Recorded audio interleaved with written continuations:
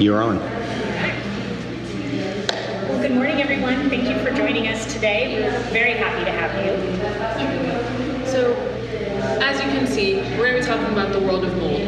Not just the world of mold, the nasty world of mold and how to navigate it. Tell us a bit about yourself, Kimberly. So my name is Kimberly Phipps-Nichol, and I have the distinct pleasure of being in the design, planning, and construction industry for commercial buildings for 25 years, and my specialty is occupant health and welfare. Very nice. My name is Zainab Gueri, and I work with the Muslim American Vote and a whole host of other community organizations to make sure we get the word out to our communities about the nasty world of mold. Just kidding. About everything that they need to know. All right. What are we going to talk about today? 3 things. What it looks like, how to identify it, both outside world and inside your body. Okay. Where to find it, once again, outside and inside your body. And finally, how to destroy, eliminate, and decontaminate. All right? What does it look like? Tell us. In buildings, and for those of you who have been here since Harvey hit, I'm sure you've probably seen that delightful black and green stuff that's growing at the water line and below. But you'll notice a little zoom in here, millions of tiny spores. Anybody know kind of what this looks like? Have you seen something that looks like this before? What? Bread mold. Dandelion? Kind of look like dandelion. So it's really interesting. These are tiny little spores, and they spread by movement, by wind, by touch, right? And just like a dandelion.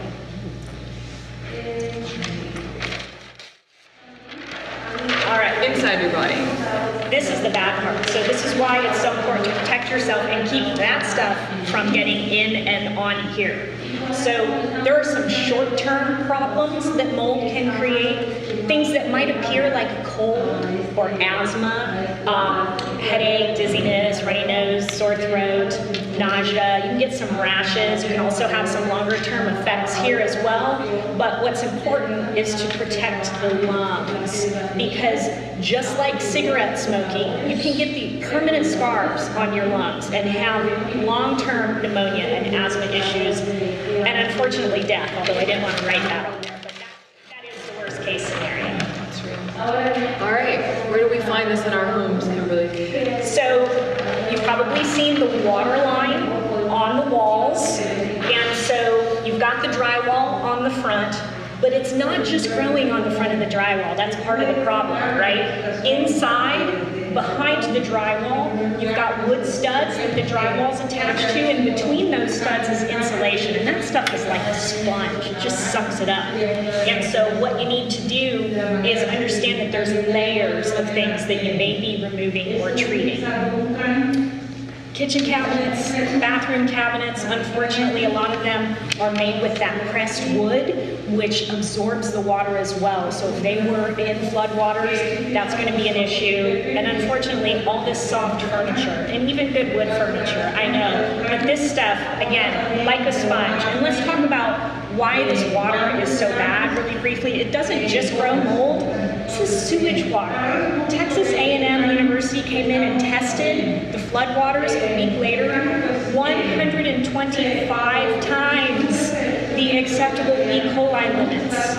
So protect yourself when working with things that have been flooded. So we like to talk about best practices when we talk about eliminating a problem.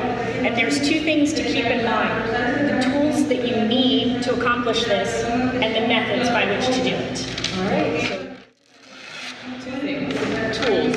Bucket list and wheelbarrow list. Essentially, this is for the small projects, right? This is also kind of maybe a little bit of a leave behind if you're going in as a volunteer group for a homeowner.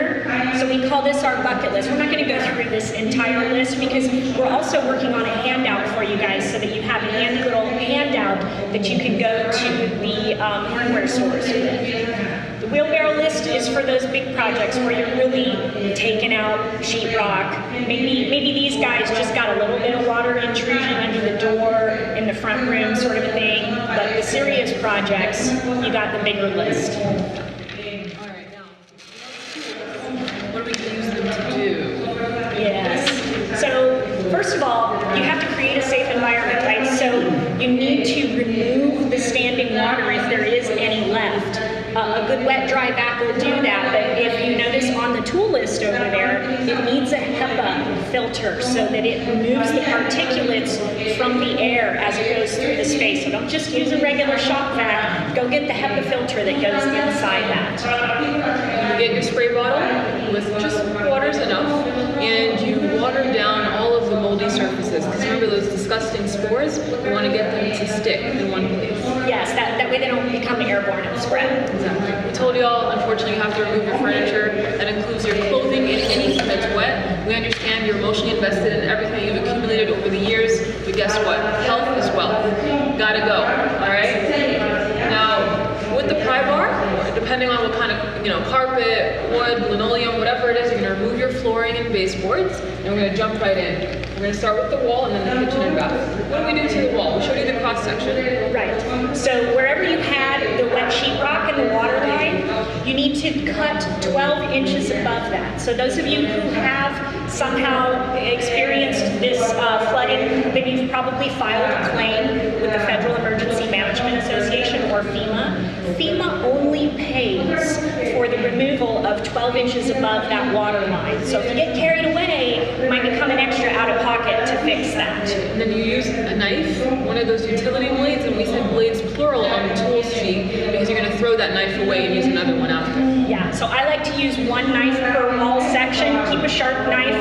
Sharp is safer. All right, tell us about the insulation inside. So sometimes it's got a craft back on it, and sometimes it's just mucky. So if it's got the craft back, and you can pull it down and roll it up so that the paper side is out, and dispose of it into the contractor bags.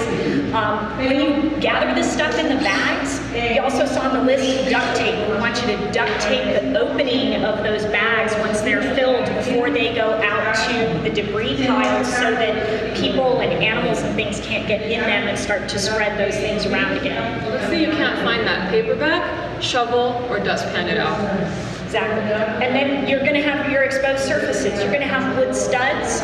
You're going to have some kind of subfloor that's down there, so you need to scrub those down. Notice we recommend a borax solution. Please, please, please, no bleach. No bleach. It is as caustic as the mold can be, and so the borax solution in the spray bottle is what you need there. Just water and water. All right, kitchen and bath. You've got to get rid of everything that's plastic, and if you got china or glass, it's totally cool. We need to take it to some kind of fancy dishwashing machine if you have one, or a friend's place, and just use the sanitizing cycle, all right, to clean out all that. You box them up and you take them out. And then let's say you have, for example, furniture or clothes upstairs. You still want to wash that too, all right? Mold is disgusting and you don't see it, okay? Health is wealth. And then if you've got cabinets, just get professionals. That's what we recommend. It's too tough. Yeah, a lot of times the way that the countertops and cabinets are attached to the wall can be very dangerous to remove on your own, but you need to remove those cabinets. 2 final notes. 1, please dry out your space as much as possible. If you cannot afford a dehumidifier, there's fans available, and get that air movement going in the space. But finally, please do not build back the space and enclose those spaces unless you have less than 17% humidity in your studs, your subfloor, all the surfaces where you're going to be putting new finished materials, insulation or drywall back on. Get this low, because that way you're not creating a new environment for mold to grow. all right, now the treat. Yes. So we talked about proper protective gear. You may have seen some of the news programs where people are in these like moon-looking suits. We call them Tyvek suits to kind of help prevent the spread of mold or protect people.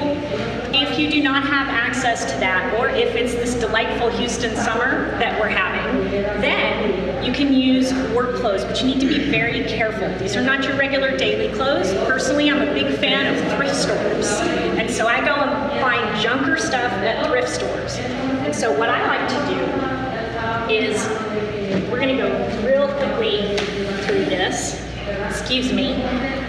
First of all, I know, right? Take it off. So first of all, you gotta wear an underlayer of clothing, because you need to remove these clothes before you get into the car. And so it's really important that you not spread those mold spores into the car and take them home with you. So Everything we're doing now is exactly what you can do. So what I like to do is get work clothes that are about 1 or 2 sizes larger than my normal clothing size so that I can fit it over my undergarments. I tuck my upper shirt into the trouser just so that I can create some additional protective layers. And then a nice long sleeve shirt with a cuff so that you can get some additional protection there. I'll do that up in a minute. I also, because I do have longer hair, I like to put a scarf over my hair just to make it so that I don't have as much dust settling in my hair. Unless you're already wearing one, in which case I would change it in the car. I would definitely get the scarf that you don't care so much about. So as we talked about in the toolkit, you've got 2 layers of gloves here. The internal layer, which is nitrile. Please do not use latex. Latex is a protein that can build up into a long-term allergy and cause chafing. So nitrile is really the key. So that's my inner layer glove. So since I haven't touched anything yet, he's still nice and sterile, or not sterile, but he's clean. And then I like to do up my shirt, which I'm gonna skip for now just for time purposes. But you need to do up your shirt all the way to the top. So create a nice covering all the way up the front. Tell us the difference. Okay.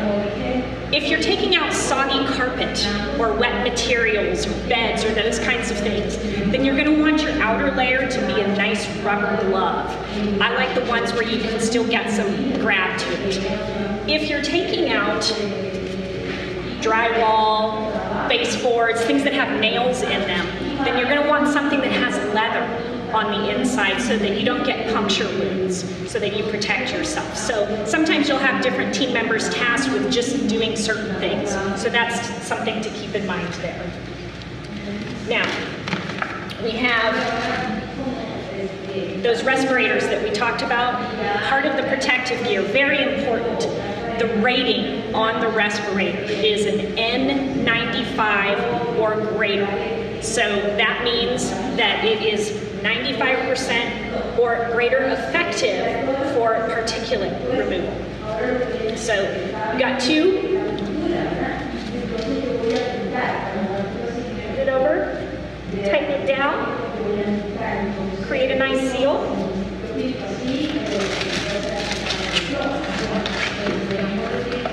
Goggles. Goggles with no holes. You'll see that on the list. Goggles with no holes. These have little vent respirators to protect the eyes. Probably don't want to wear contacts. I wouldn't suggest contacts. Now for the big jobs, I also recommend a helmet, head protection. If you're not in the construction industry and you don't have access to a good hard hat, Seem familiar? hunt, bike helmet if you need to. But you can get these at your local supply store. The other thing is first aid kit. So the first aid kit is super important because number 1, you're getting it ready-made, and 2, we're human, we're flawed, we're probably gonna trip and fall. Just kidding, no we're not. All right. Do we have any questions? We have a minute left. 60 seconds, anything that crossed your mind? What would you use to tell about the moisture? Ah, yes. Excellent. Tool list. So in the tool list, and I realize we might not have put it on there because we did put a voltmeter on there. There are moisture meters available. There's 2 different kinds. They have metal prongs and then one has a screen on it. And those moisture meters, you're going to hold that up to the product and it's going to come up with a number percentage. And that's what you're looking for is below 17% before you have anybody come back and put in the insulation and the sheetrock. But please, as you remove these, take them off, put them in the plastic bag, duct tape it, put it in the trunk of your car. Same with your boots. You're going to need to seriously clean these. So whether if you